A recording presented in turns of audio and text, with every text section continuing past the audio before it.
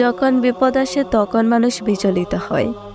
একটা সময় পর যখন কষ্ট কিছুটা লাঘব হয় তখন সে সবর করে, কিন্তু এটি প্রকৃত সবর নয়। প্রকৃত সবর তো করতে হবে তখন, ঠিক যে মুহূর্তে আপনার ওপর বিপর্যয় আসবে। নিশ্চয় সবর তো করতে হবে প্রথম আঘাতেই।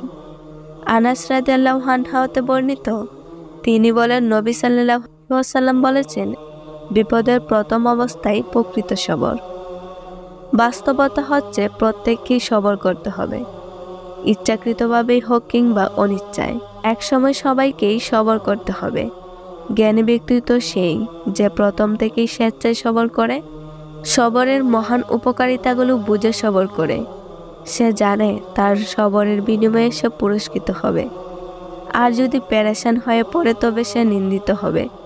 সে জানে যে সুযোগ তার হাতছাড়া হয়ে গেছে, তা আর ফিরে আসবে না।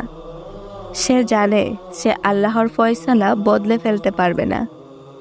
বোকা তো সেই ব্যক্তি যে অভিযোগ করে, যন্ত্রণা ভোগ করে, আর যখন তার কোনো উপায় থাকে না তখন সে সবর করে।